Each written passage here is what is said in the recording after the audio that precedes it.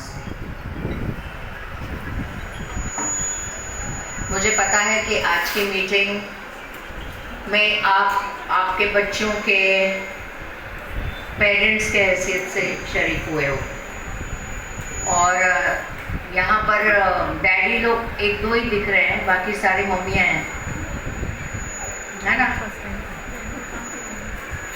हमारे सोसाइटी में फिर आप कहीं भी जाए सबको ऐसा लगता है कि माँ ने ही बच्चों को बड़ा करने का जिम्मा लिया हुआ है, पर ऐसा नहीं है। डैडियों को भी थोड़ी बहुत अपनी जिम्मेदारी समझ में आनी चाहिए।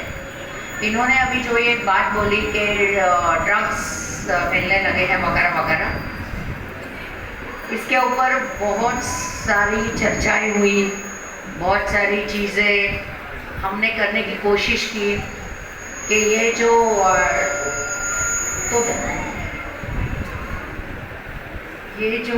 ड्रग नाम का जो एक राक्षस है वो आजकल हमारी सोसाइटी में हर जगह में है। सिर्फ मुंब्रा में ही नहीं, हर जगह आप किसी भी जगह चले जाइए, बांद्रा जैसे, साउथ बॉम्बे जैसे अच्छे अच्छे इलाकों में भी वही हाल है। और जहाँ पर मिडिल क्लास लोग बसते हैं वहाँ पर भी वही हाल है। पहले ऐसा होता था कि बच्चा जब थोड़ा बड़ा होता था तभी वो इस सब में पढ़ता था। आजकल हम देख रहे हैं कि 5वीं 6ठी के बच्चे भी आराम से इस चीज़ की तरफ झुक रहे हैं। तो इसमें हमारी जिम्मेदारी क्या होती है, एक माँ के हैसियत से और एक पेरेंट के हैसियत से, मम्मी डैडी नाना नानी जो भी घर में रह रहा है उनके हैसियत से, या अगर आपके बच्चे का कोई बड़ा भाई या बड़ी बहन है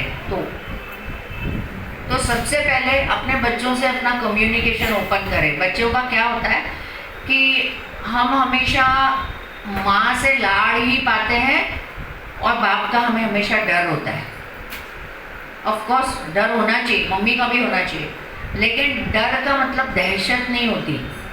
डर का मतलब रिस्पेक्ट होता है ना। इसका मतलब है कि मैं आपका आदर करती हूँ, मैं थोड़ा सा, तो ऐसा रिलेशन होना चाहिए। अभी वो दिन लग गए कि अपने डैडी के सामने कोई आंख ऊपर नहीं कर सकता था, या माँ भी डरती थी कि बाप रे मैं कैसे बोलूँ। लेकिन इन सब से हमको उभरना होगा। आजकल बहुत सारी चीज़ें हैं जो हमको कम्युनिकेशन कराने में हेल्प भी करती है।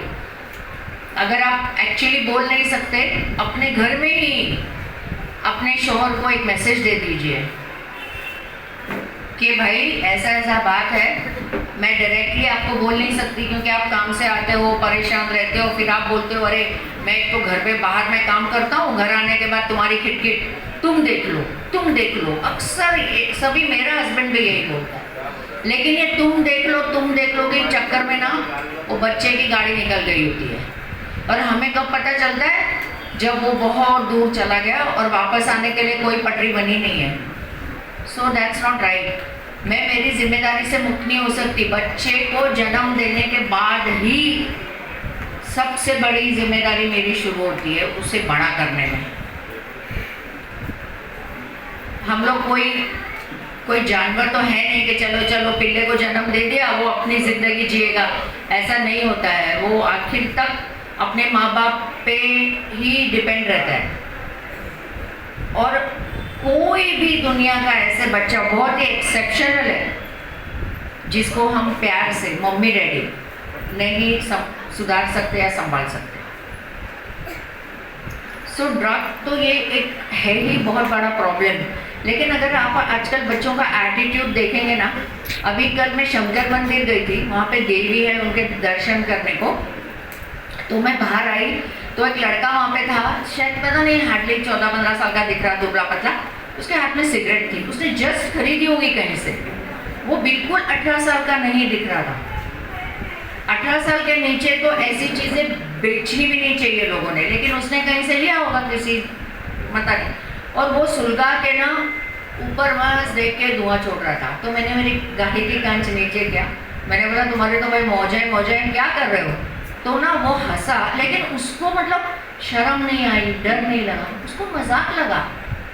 और है ना वो हाथ में सिगरेट लेके चला गया, भाग गया। सो ये जो एक एटीट्यूड जो बच्चों में आ रहा है ना, वो बहुत गलत है।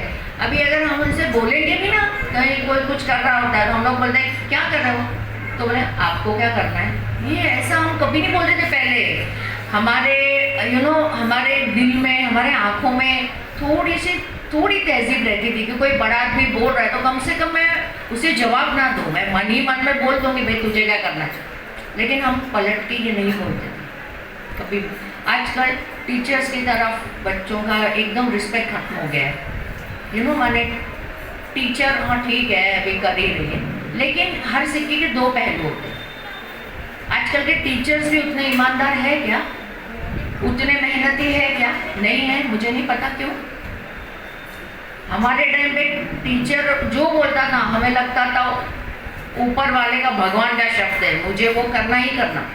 आजकल जो टीचर बोलती है ना उसके एग्जैक्टली ऑपोजिट बच्चे करते हैं। ये हमको सुधारना ही है, क्योंकि इससे क्या होता है ना, हर चीज़ को नकारने की बच्चों को आदत पड़ जाती है और ना सुनने की उनको बिल्कुल भी उनको अच्छा ही नहीं लगता।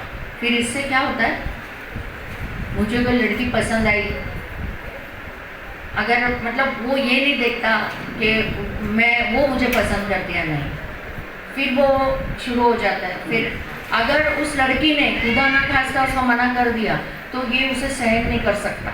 फिर वो क्या करेगा, या तो खुद कुछ ऐसे कर लेगा, ड्रग्स लेने लगेगा या शराब पिएगा या कुछ करेगा, या जान ही दे देगा या जान देने की कोशिश करेगा, या तो फिर वो लड़की को सताएगा, उसके वीडियोस वायरल करने की धमकी देगा या उस पर ऐसा देखते हैं हम लोग। और जब एक्चुअली इन्वेस्टिगेशन होता है ना, तो पुलिस बोलती है कि ये लड़की के पीछे पड़ा था, लेकिन लड़के ने मना किया तो ये नहीं सहन कर सका, तो या तो इसने खुद को नुकसान पहुंचाया लड़की को। क्योंकि हम बच्चों को, स्पेशली लड़कों को, बेटों को हम मना करते ही नहीं है। उसे किसी चीज़ के लिए ऐसा नहीं बोलते कि नहीं मिलेगा, ये गलत है, ये नहीं होगा। नहीं, मैं करती हूँ ना। उसको मालूम है अगर वो लड़का है, आप लोग क्यों अपने बच्चों को पैसे देते हैं? आप बोलो क्यों देते हो? क्या ज़रूरत है स्कूल में पैसे देने की? मेरे बेटे को कभी मैंने पैसे नहीं दिए स्कूल में जाने के लिए। इसलिए नहीं कि हमारे पास पैसे नहीं थे, इसलिए कि उसको ज़रूरत ही नहीं थी। नहीं, कोई नहीं चाहता, उसको 2 दिन में लौट के आ जाएगा। कौन आजकल किसी को पोसता है मुफ्त में? खुद के घर पे जाने को नहीं है, वो किसी को रखेगा क्या? मतलब देखिए, धमकी देना खुद के माँ बाप को, ये तो सबसे बड़ी पागलपंती है। मैं एक ही बोलना चाह रही हूँ कि एक बार if you once you miss the bus, अगर आपने उसको मिस कर दिया, इंग्लिश में से बोलते हैं, अगर आपने बस को मिस कर दिया तो कोई मतलब दूसरी बस नहीं आने वाली है लाइफ में। मौका एक बार मिलता है सबको, सो प्लीज़।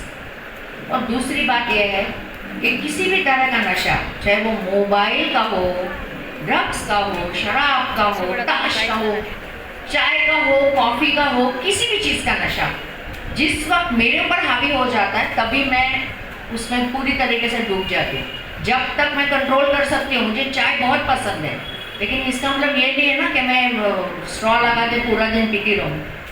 कभी कभी अपने तलब को मारना भी पड़ता है, ऐसा कुछ भी करके मुझे चाहिए ये ऐसा नहीं होना चाहिए। तो मतलब मेरा बोलने का ये मतलब है कि यहाँ पर हमने देखा है बच्चे इतने बुरी तरीके से ड्रग्स के इसमें लपेटे में आए हैं, लेकिन माँ बाप मानते नहीं, क्योंकि माँ बाप को ऐसे लगता है हमारा समाज मानेगा नहीं। मेरे जो दोस्त है, मेरे जो रिश्तेदार है, वो बोलेंगे अरे तेरा बच्चा ड्रगी है। हाँ, उसको जिस तरीके से जिस्म बीमार होता है ना, उस तरह से जो नशा करता है ना, उसका जहन बीमार होता है, उसका ब्रेन बीमार होता है। और ये एक बीमारी है, उसके ऊपर इलाज है बाबा, उसमें दवाइयाँ हैं, काउंसलिंग है, रिहैबिलिटेशन के सेंटर्स है। आप कोशिश तो करिए कम से कम। मेरे पास इलाज का पैसा नहीं है, लेकिन मेरा ये हमेशा चार्ज रहता है, लेकिन मेरे पास इलाज का पैसा नहीं है। मैं फीस नहीं भर सकता हूँ या सकती हूँ, लेकिन एक दिन भी मैं केबल के बिना ज़िंदगी में जी नहीं सकती। आपकी प्रायोरिटीज़ क्या होनी चाहिए ये आप लोग सोचिए।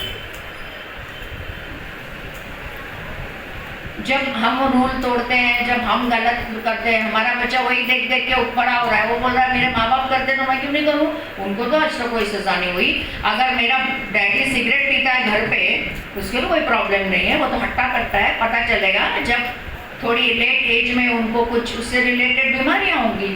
अभी तो आज एक दिन में सिगरेट पी के कोई मरता नहीं है, लेकिन धीरे धीरे धीरे धीरे वो आपको खाता ही है। आपका पैसे की बर्बादी, आपके हेल्थ की बर्बादी। तो वो अगर वो डैडी बोलेंगे किस मुँह से भाई तू मत पी या तू मत सिगरेट के लत लगा, वो बोले आप तो पीते हो। आजकल बच्चे तो बोल भी देंगे, क्या करोगे आप।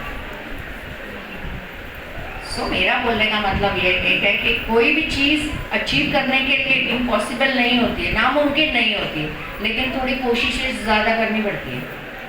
हमने देखा है बहुत बुरे बुरे ड्रग्स में गए हुए लोग, क्योंकि 11वीं में मैं अल्कोहलिक एनोनिमस करके, तभी ड्रग्स का इतना चलन था, लोग शराब पीते थे। हमने उनके लिए काम किया, उसे NGO के लिए। सबसे पहले तो उसको बिठा के पूछिए कि तेरा प्रॉब्लम क्या है। आजकल प्रॉब्लम है सोशल मीडिया। वो लोग जो सोशल मीडिया पे देखते हैं, रील्स देखते हैं, हर चीज़, उनको क्या लगता है अरे मेरी लाइफ में ये सब क्यों नहीं है भाई, मुझे भी अच्छे कपड़े पहनने हैं, अच्छी अच्छी लड़कियों को लेके घूमना है, चमकती गाड़ियों से मुझे घूमना है। ये नहीं है तो बेस्ट क्या है, आप एक कोई ड्रग की गोली चढ़ा दो और you start hallucinating, you know, आपको सपने नज़र आते हैं। फिर वो सपने इतने सुहाने होते हैं कि उसको आपकी रियल लाइफ में वापस आना ही नहीं होता, जहाँ पर वही घर छोटा सा, वही गरीबी, वही खाना नहीं, वही माँ चिल्ला रही है काम पे जा, उनको आना होता ही नहीं। पर उस सपने में ड्रग्स लेकर उसमें जाने से बेहतर है कि तू कुछ काम धंधा कर, ताकि हो सकता है तेरे को अल्लाह साथ दे और तू हो सकता है शायद वो सपना सही में तेरे लिए बने। सो स्कूल्स भी करते हैं, लेकिन बच्चा आपका है, स्कूल का नहीं है। आपने उसको जन्म दिया है ना, डिसीजन आपका था। वो तो स्कूल है, बड़ा हो रहा है, उसको पढ़ाना है तो स्कूल में जाना है। और कोई स्कूल या कोई भी चीज़ छोटी अच्छी या बुरी नहीं होती है। आजकल आपके बच्चे को इतना बुलंद बनाओ कि लोग बोलेंगे अरे फलाना फलाना, अच्छा कौन से स्कूल में जाता था वो, नहीं शरद मौर्य स्कूल में। ये नहीं कि शरद मौर्य स्कूल में मेरा बच्चा पढ़ता है, मेरा बच्चा शरद मौर्य स्कूल में, मतलब मेरा बच्चा पहले आना चाहिए। अभी ये इतने छोटे छोटे आजकल 2-2 साल के लड़कों को माएँ फ़ोन थमा देती है कि मेरे दिमाग से वो रो रहा है, उसको फ़ोन दे दो। एक बार आदत पड़ने के बाद में जब वो 2 से 4 से 10 से 20 साल का होता है ना, फिर फ़ोन उसकी ज़िंदगी, उसकी सांसें बन जाती है और आप बिल्कुल उससे ले नहीं सकते। स्मार्टफोन ना देने के लिए भी लोगों ने, बच्चों ने, अभी बच्चे भी यहाँ बैठे हैं तो मैं ज़्यादा एलाबरेट नहीं करूँगी क्योंकि वो लोग उसी में से आइडिया लेंगे, लेकिन ये बेवकूफ़ी है। इतनी सस्ती ज़िंदगी नहीं है कि मैं उसको स्मार्टफोन के कारण, मतलब आप सोचिए ना कि वो सोचता भी नहीं है अपने मम्मी डैडी के बारे में, माँ बाप के बारे में। इस फ़ोन ने इतना हमको बर्बाद किया है, लेकिन उसका कारण भी मैं ही हूँ। वो देखता है मेरी माँ सुबह नाश्ता जैसे तैसे बना के खा, और उसके बाद खाना चलो ठीक है खा लिया, ओके गुड। सो पहले हमने सुधरना चाहिए। Change has to be my self. दूसरों को बदल के मैं नहीं बदलूंगी। हमारे सर हमारे बहुत अच्छे सपोर्टर है, संघर्ष टीम के भी हमारे मेंबर रह चुके हैं। हम बहुत सारी चीज़ें आपके बच्चों के लिए करते हैं। उस कड़ी में एक अगली कड़ी, एक अगली कड़ी ये है हमारी कि हम अभी संडे को डायमंड हॉल में ये वेळ काय रे 1 से 4 के बीच में काय आपल्या ग्रुपचं नाव काय, आला शादा वाला, हाँ ये अविहाश ये आ गए हैं, ये आपको समझाएंगे शॉर्ट में। अभी इलेक्शन आ रहे हैं,